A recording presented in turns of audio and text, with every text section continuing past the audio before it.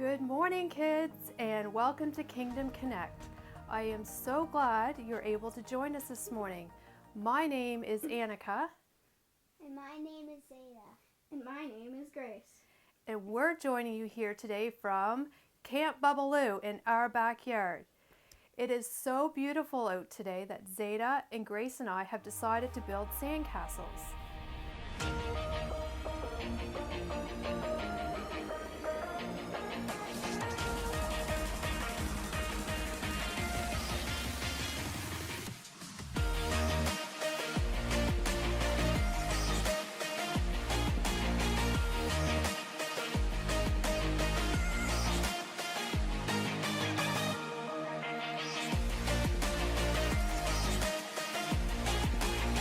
Over the last few weeks, we have been talking about our emotions and how God wants us to work through them.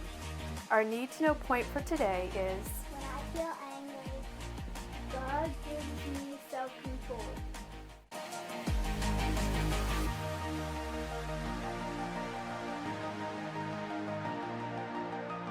Incoming!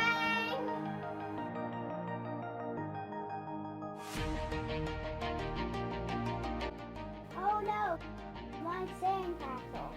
oh no, Zeta and Grace, I'm so sorry that happened to you. Have you ever had a time when you felt angry or upset? I know I have. Can you think of a time when you were encouraged by something you thought God was doing in your life, and then all of a sudden, bang, everything seemed to go wrong? Maybe you felt like somebody wasn't being fair to you. Maybe you even stubbed your toe. Or maybe something just wasn't going your way. Has someone you've known been angry towards you? I know I have felt like that, and I think we all have felt like that at some point. But it is so hard, especially when someone knocks over my sandcastle. I know it's hard, but when we are angry or upset, God wants us to turn to Him. He wants us to talk to Him. He wants us to pray to Him because He wants to help us. That brings us to our Bible story for today from Nehemiah 1:6. Let's watch together as Nehemiah tells firsthand the powerful story of rebuilding Jerusalem's walls.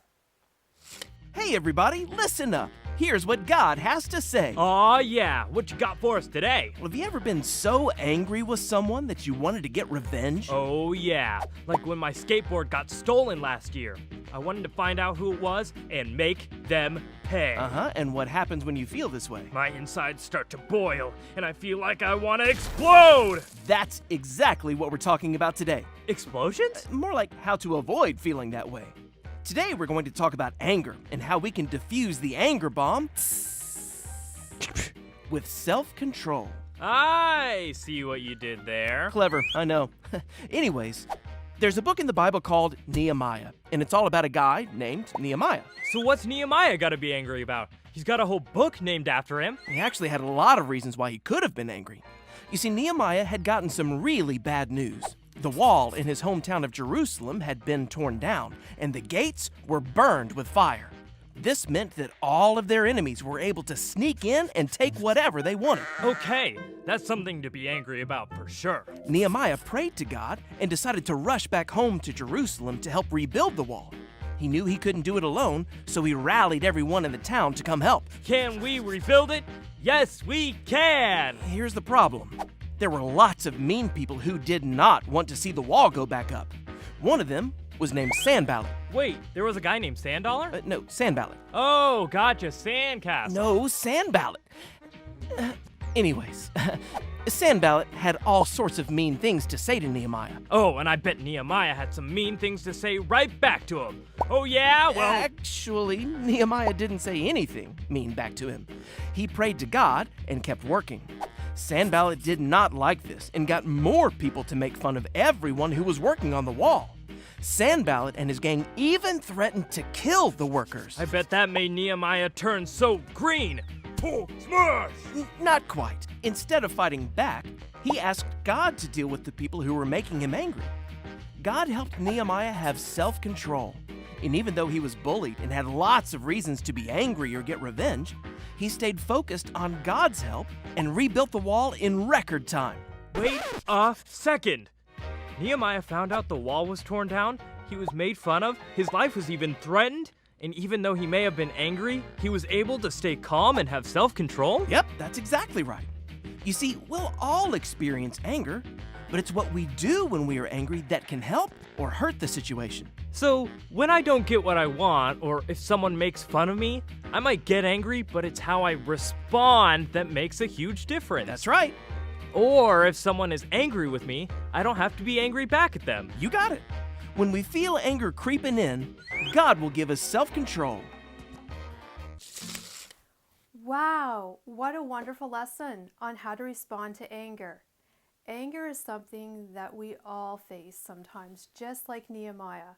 But consistently praying to God, He gives us the courage to face difficulties, even helping us through anger from others. Our Bible verse helps us remind us that God is greater than our feelings. Let's hear our Bible verse today from Kirsten. 1 John 3, verse 20. But even if we don't feel at ease, God is greater than your feelings, and He knows everything. Just like Nehemiah, God can help us through all kinds of situations. So next time you are feeling angry or upset, talk to God. Pray to Him. God is always by your side and ready and willing to help whenever you and I feel angry. I'm so glad you were able to join with us today. I look forward to see you all next week. But before we go, my challenge for you this week is to create a chill out corner.